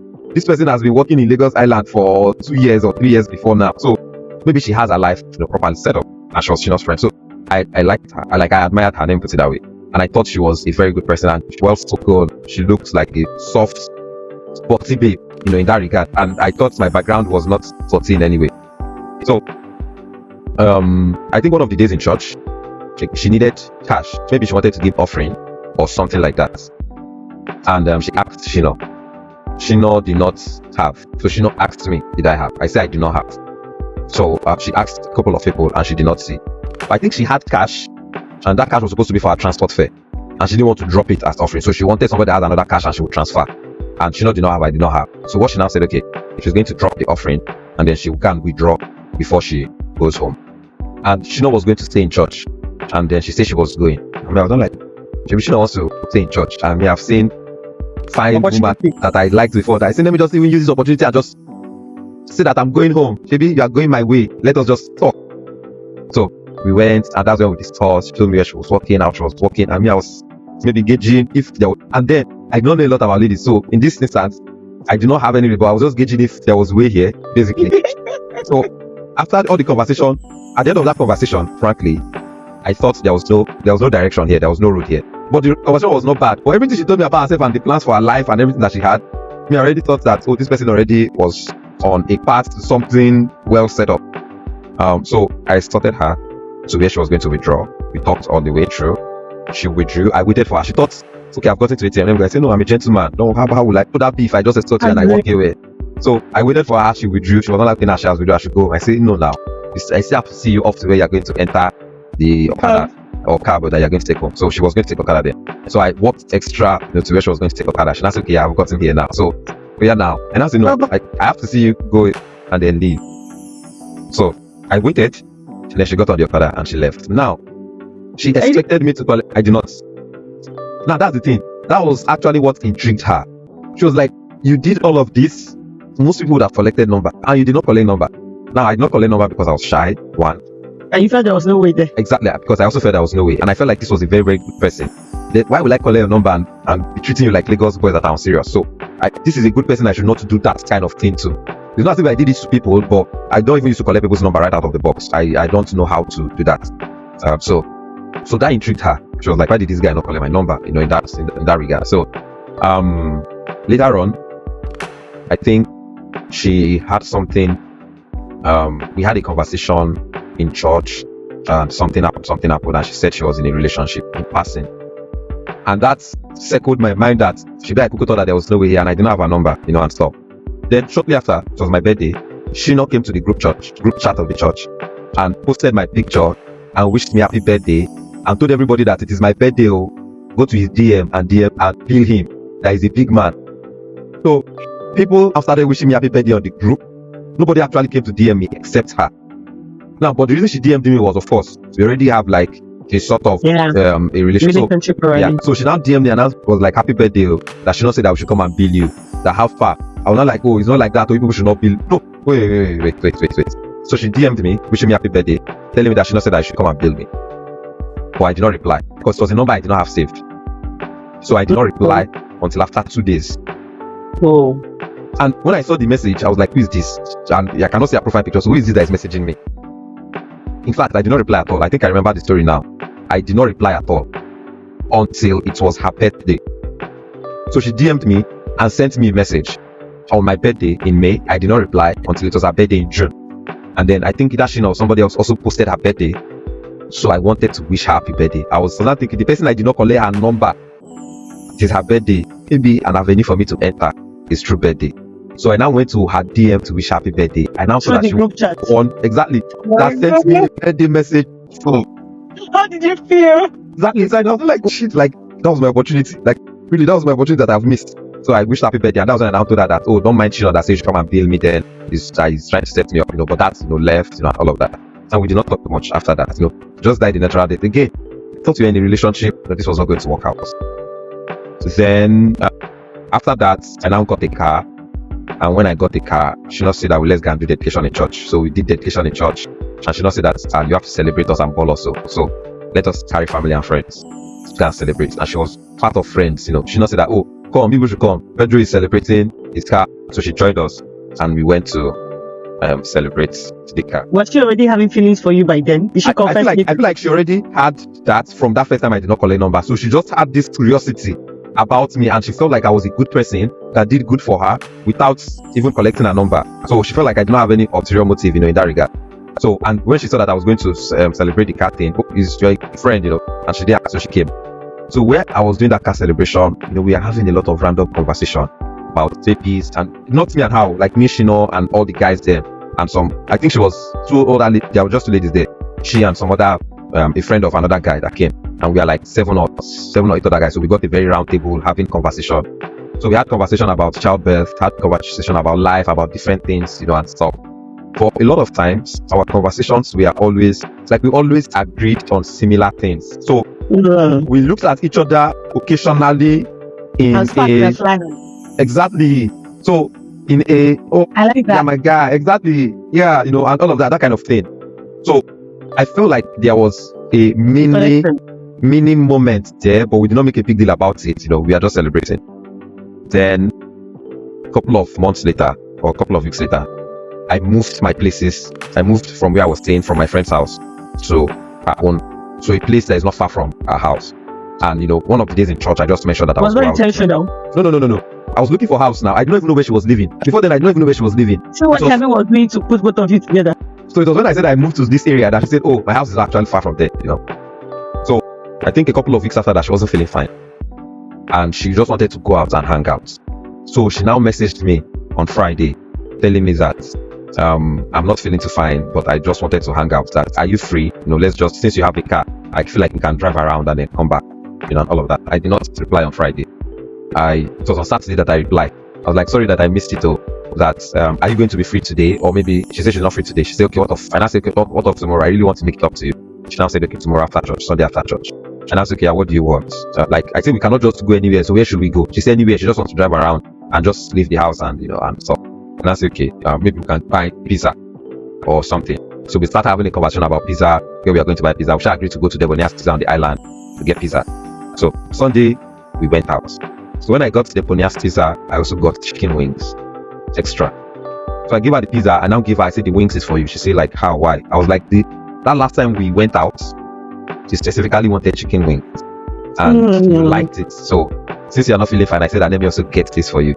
And she was like, how did you remember that? And all of that. So we now, and she said that car date was the best date she ever had, even though it was not a date. So we now ended up discussing, talking in the car, eating pizza from around 5 in the evening till 11 p.m. So we discussed about a lot of things, about family, about music. I was playing songs, so she was enjoying the songs, talked about that, talked about, she was a pastor's child and all of that. And then to end it, I was like, we have bonded a lot though. We now talked about relationship. And she said she was single. But not like, I thought that we were in a relationship then. She said, oh yeah, she was actually with someone that she thought was going to be a relationship. And that's why she said she was in a relationship then, because there was someone that they have not started dating, but she thought this was going to be, but it didn't work out. So now I was like, oh, we have bonded though. This bonding cannot go to waste, and you are single. So what we have started, let us complete it. And today she's a mother of one. I so love that story. So love it. But so I want to ask a very funny question, and we should start rounding up. Considering that, of course, I've seen her. She's very down to earth. Like, your wife has a beautiful heart. But this is more about you. Considering the fact that you once thought she was out of league, and then by the time you guys started bonding, you had gotten some level of comfort. Yes. Have you ever entertained any thoughts that, of course, we don't pray that things things will not go bad. But have you ever felt any form of thought like, I hope it wasn't, how do I say, if things go south a little bit, we'll just start. I mean, it's an unusual question, but it's not about her. It's actually about you, because men sometimes feel that thing like, okay, and it might not, it's not anything the lady is projecting. It's just the way society has raised men to feel that for you to be this thing, you have to be like a ticket. You have to have everything. So if man gets everything and even gets someone that genuinely loves him, there's still a part of him that feels, oh, what if I don't have, or will this one still say? So first, when I thought that she was out of the league, it was based on what I saw, and then it was a inferiority complex on my own end, right? It was an inferiority complex thing, and because she felt like she was already on the right path for a very long time, and me, I was not on the right path. At different points in time, like maybe when I won that few hours and all of that, I already felt kind of special, like big, kind of okay. But then because of a lot of things that have happened with me, I felt like I used to be very, very ambitious with ladies then. I was like, I wanted the best life belongs to me. The best things in life belongs to me. So I was always looking for people that I felt like, where I'm going to, it's not even where I am. It's not from where I am, I'm going somewhere, and my wife must be that kind of person, in that kind of place, right?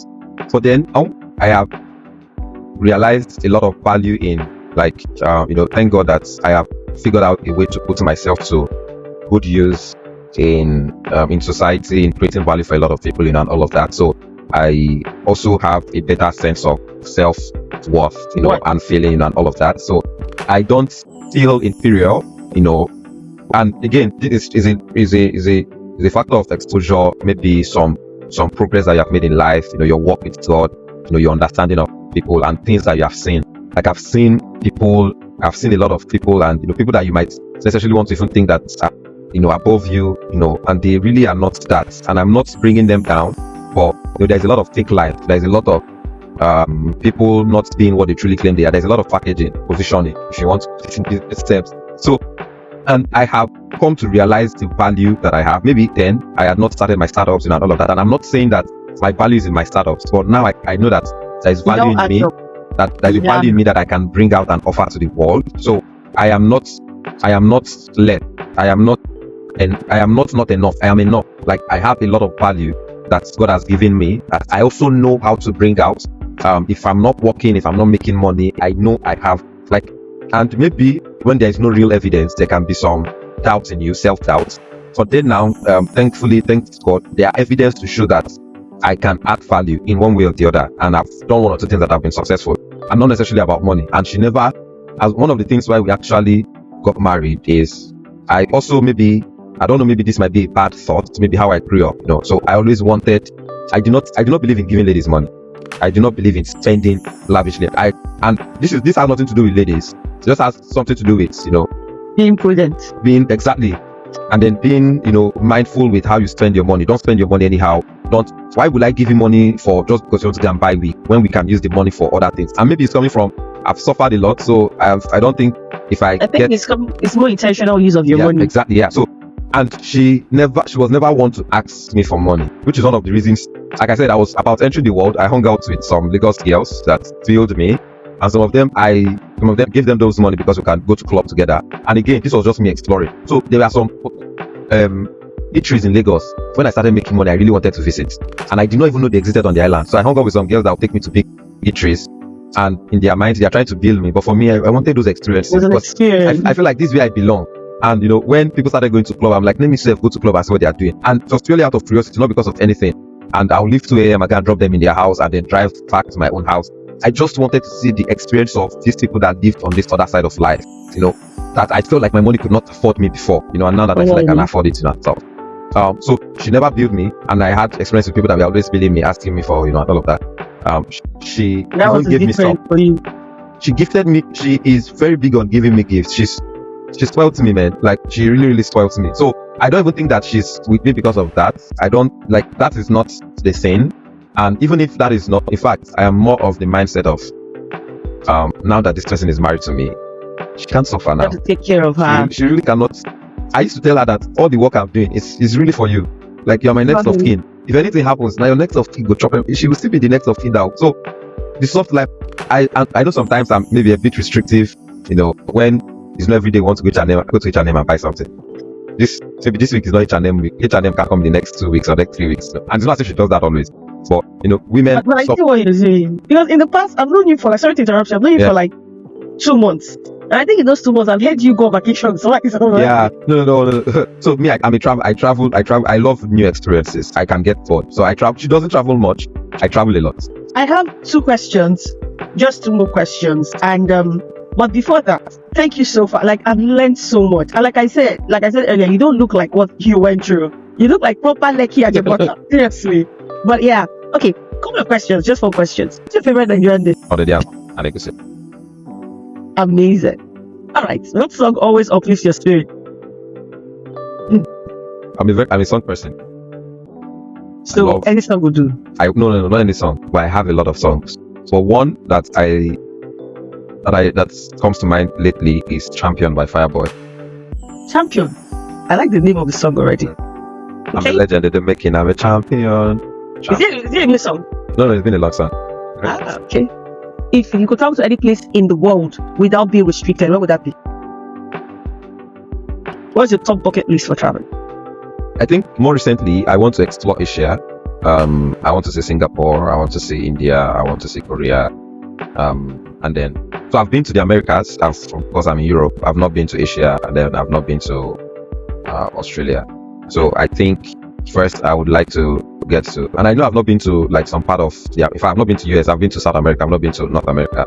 But I'm not exactly freaked by it. I think I love experience and culture, and I think Korea, Singapore, India. Yeah, reaching that. Yeah.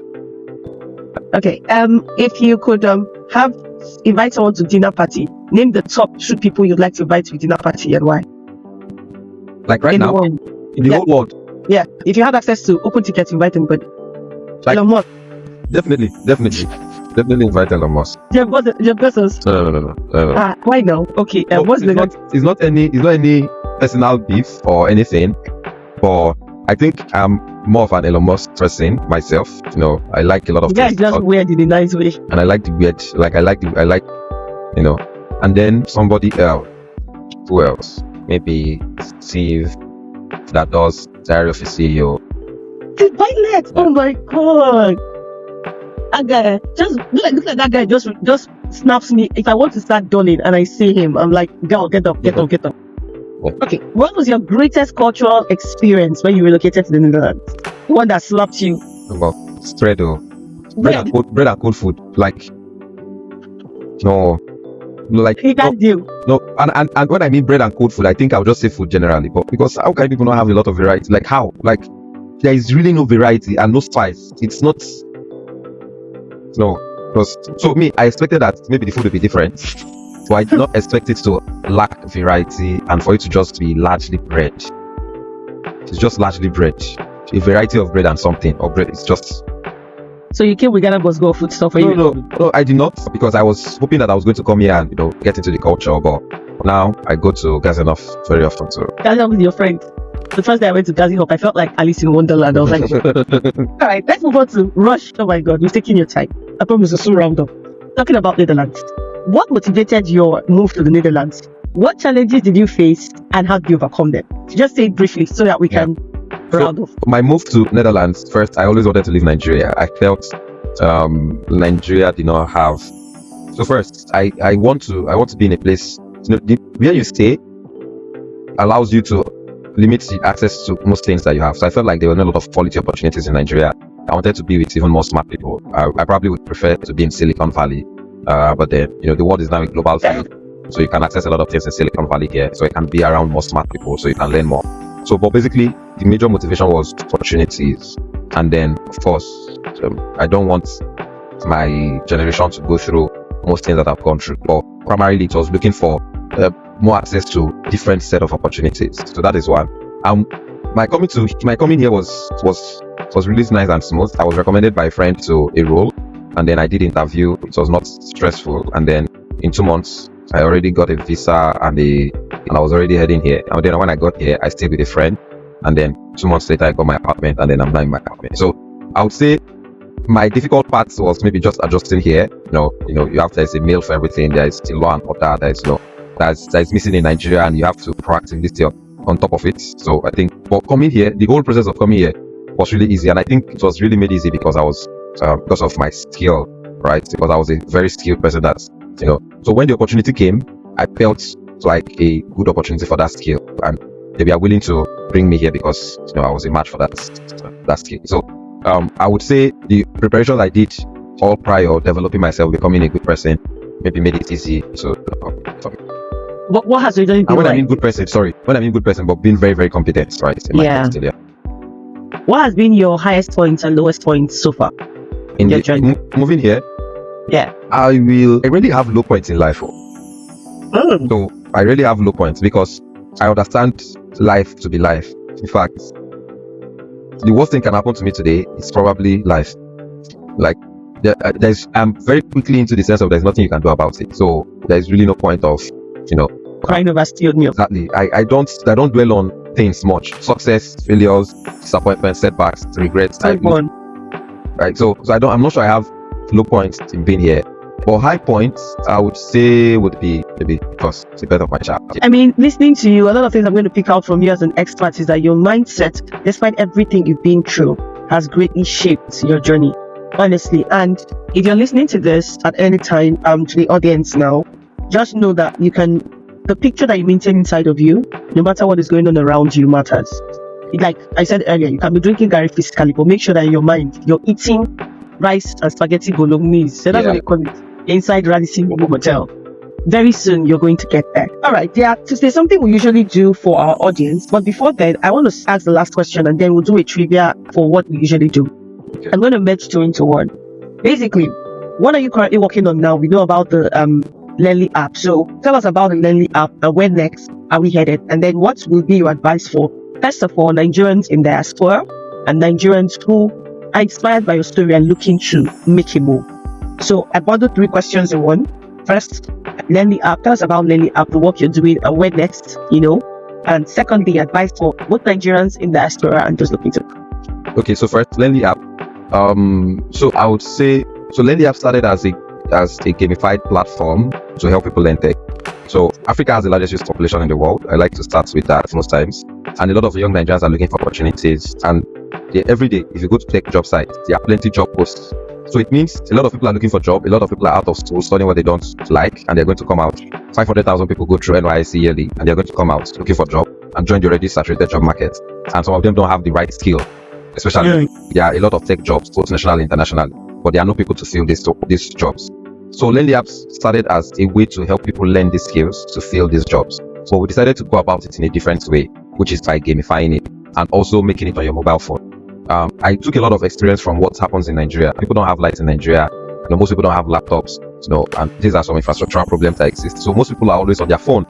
So how can they learn on their phone? And then also, having spoken to a lot of people, tech can feel like jargons. It can feel like a very, very strange thing. So how do we make learning this tech very, very easy for people? So it doesn't feel like jargon. So people start tech, and 1 month later they have dropped it. Maybe they have moved on to other things. So how do we make it really easy? And there are platforms out there that are popular, but people are even starting courses on some of this platform and not completing it. People will watch small video and so we decided to take an approach that is always on your mobile phone, so you can learn on your mobile phone. And then we also made it gamified. Gamified basically allows us to break it out into small bits. You earn points. There's a leaderboard. There is a sort of learning with other people, and stuff like that. So that's what Lenly app is. So that's essentially how Lenly app started. But over the months, because we just clocked 1 month, July. Over the months, we have also started 1 month or 1 year. 1 year in July. But over the months, we've also had some important things that we have learned. And one of the key things that we have learned is education is going to change. Education is one industry that a lot of people, I think a lot of our generation, older generation, a lot of people are complaining about education, either how it is delivered or the curriculum that is being taught, so many things. But it seems education has maintained the same curriculum or the same style for a very long time, and education is going to change in the future, whether we like it or not. Now, the question for us in Lenly app is how do we ensure that we are ahead of this technology to help drive this change? And one of the things that we are working on right now, that we are going to be launching in September, is micro learning. So we are going beyond just helping people learn tech. So we will take books that you love to read. We will take maybe podcasts that you like. We will take textbooks that you like, and then break them into really, really small bits of micro courses that is also gamified what we already do, and you can earn badges at the end of the day. And this goes to people that are learning tech, learning business, learning entrepreneurship, about finance, about investment, and about anything that you are really interested in. We have a lot of short micro courses that you can, when you are on the train. And again, our learning is mobile first, gamified. So you can access it on your phone always. So you can be on your way to the work. You can be lying down on your bed, about to end your day. You can be, on a break, and then you just open and then you just flip through, 10, 15, 20 pages, and you have learned something for that day. And possibly you might even earn a badge for going through that learning, also earn some points. And also climb on the leaderboard. So things that fit into your lifestyle, the same way maybe you scroll on IG, you see 5, 6, 7, 8, 9, 10 posts. By the time you do that and see 12, 15, you have learned something. And that is what we are launching. That's what we are going to, micro learning. And we are trying to be, one of the leading platforms in the world that has, high number of micro courses so that people can learn on the go of life. And that is what's learning about us. So where we are headed. So in talking about what we are, an advice I'm going to have. No, before you go to that, but are you building learning app by yourself or do you have a team? So we have a team. Nigeria or there? We have a team in Nigeria. We have a team of about 5 people in Nigeria. Largely tech people in the team, because Learnly app is primarily a platform. While we are in the education business, our product is a platform. Our product is a tech product that is supposed to make education much better. We have our content and we have people that we have outsourced and mentors, over 40 mentors that we have worked with, international mentors, and even creators that we're already discussing with that are going to come on the platform. But we are creating the product. So our core team creates the Learnly app product as is, and then we now partner with other people to bring the content. And we have our system that is built on AI that helps with the gamification, which helps us gamify courses faster and better and put it in micro courses. And all of these are part of the tools that we are building, the AI system, the gamified mobile platform, and all of that. The team is doing it. Actually, I was looking on the website now as you were talking, and I was like, super well done. I wish I had picked this up earlier on, because now I want to dig in, but of course, the foundation is always very important. Yeah. Guys, you can learn more about Learnly app on, it's learnlyapp.io. Yeah, yes, learnlyapp.io. So you can learn more about Learnly app, and it's actually an amazing platform. Tech is one of the ways you can transfer, you can travel, and one of the things I have seen that you're doing is actually make learning tech easy. So feel free to get on it. I'm not saying are they pricing option? Okay, let me leave that to the audience to find out. But yeah, and also I know Pedro, you wanted to start a mentorship something at some point. Yeah. Pedro is an in-house mentor already with one of our platforms, Nigeria.nl. But he also has quite an approachable personality. So get on Learnly app, and if you have questions, I'm sure they have a team or something that can sort things out for you. Because I know one thing about tech, sometimes education is everywhere. It's that hand-holding that is difficult, especially for code transfer. But let's get into the advice. What's your advice for? Yeah, you're already answering it. So just to clarify, is the advice general or career-wise, or for business-wise, or? Yeah. You could do one life and one general. What comes to you? So if I want to advise people, one thing that have really helped me a lot is competence, and it's something that I would really love to see a lot more of. And competence comes through a lot of hard work. If you want to do something, try to be very good at it. Don't go in half at it. And sometimes competence also takes time. And I would say, while you're also at it, look for what you are good at, look for what you're interested in, and get really, really, really good at it. It's competence. If you're running a business, there's a skill part of running a business. It might come from reading books, it might come from attending conferences. You should know maybe a little bit about finance, investments. You should know a little bit about your capital, and things like that. If you are going to be running a fintech business, how much do you know about finance? How much research do you do? If you are going to be doing something in entertainment, how much do you know about entertainment? And business generally requires marketing. How much do you know about marketing? So, and I'm not saying that competence is everything. Why I say that competence is very important is when the opportunity comes, you really want to be able to really seize that opportunity. Because some people may have seen the opportunity that will change their life and they are not.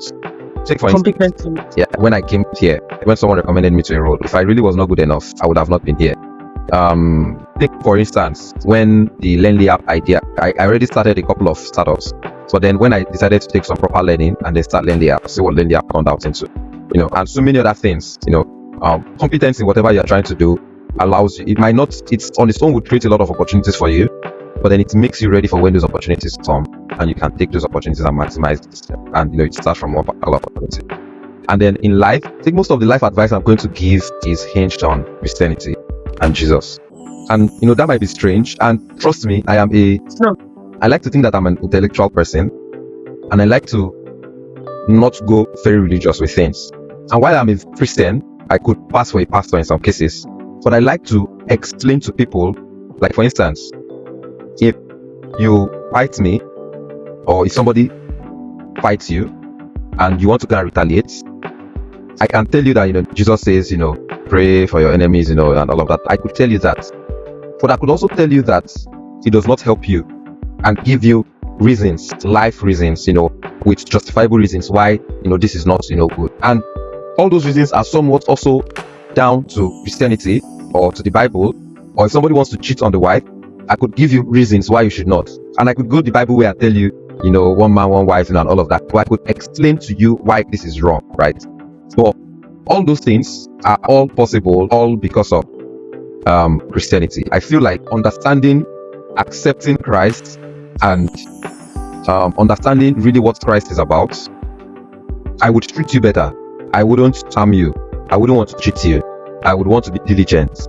I wouldn't want to put myself in, cheating on your wife, getting things that would harm you, or maybe not necessarily cheating, but sleeping around, or something like that, for drinking too much, or engaging in frivolities, or whatever. Basically, the moral compass you talked about. Exactly, yeah. So, and I think that moral compass really helps you, in making good life decisions. So if I want to advise you about life, a very good moral compass saves you from yourself, saves you from bad friends. It helps you in choosing the kind of friends you want to hang out with.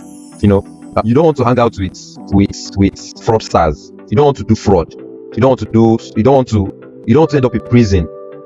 And if there's one way I can teach all of this to you, is all around the message of what Christ is about.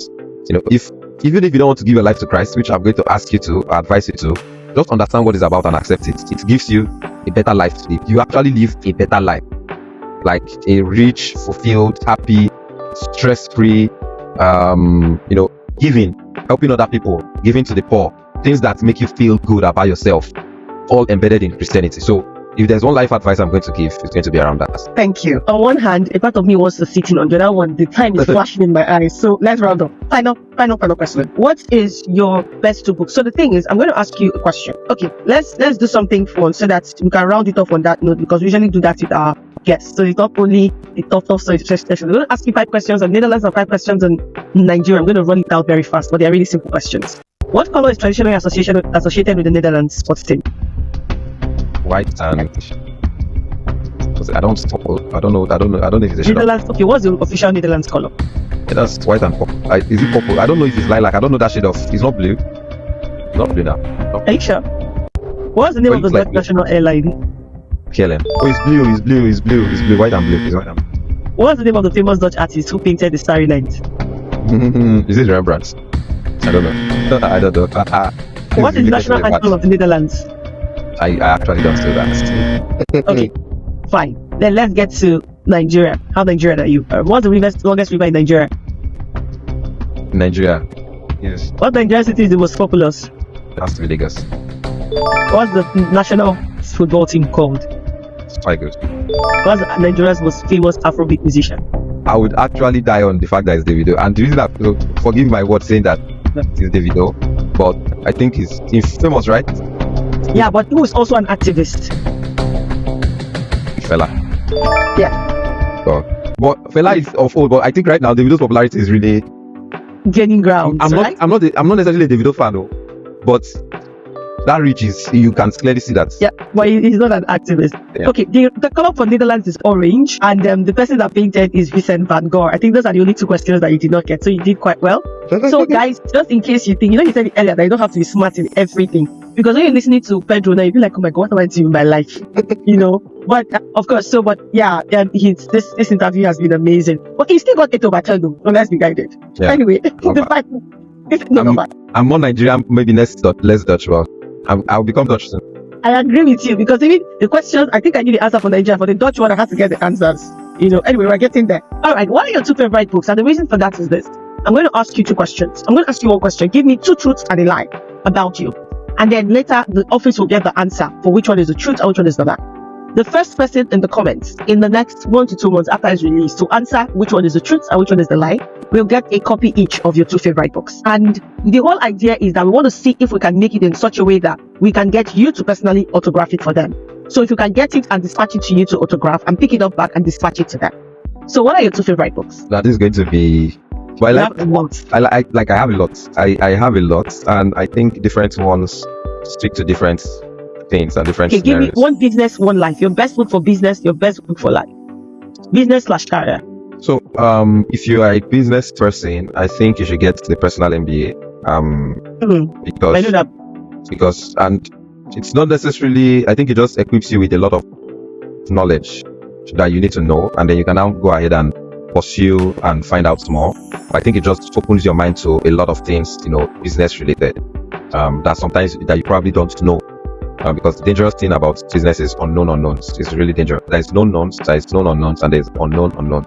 It's really dangerous. Is it what you don't know? I don't know that I don't know it. That can be really dangerous. So that's one. And then about life, and maybe a purpose-driven life. So tell us 2 truths and a lie about you, and the audience is going to guess. I have not had a lot of time to think about this. I'll come up with one. I have seen, and I hope that my audience are a bit Nigerian, and all of that. So I'll say I have seen Wizkid, I have seen Davido and 50 Cent. So that's the first one. Like I've seen them in real life. Okay. Wizkid, Davido and 50 Cent. So that is one. That's one of them. The second one is all my gadgets are Apple devices. Like all the gadgets I use are Apple. And then the last one is my favorite color is white. So which of them is not the lie? Okay. I know me to guess. The audience will guess. That's the other. So the idea is for them to find which of them is the lie. So yes. So guys, if you're watching this, the first 2 people to put the correct answer in the comments will get.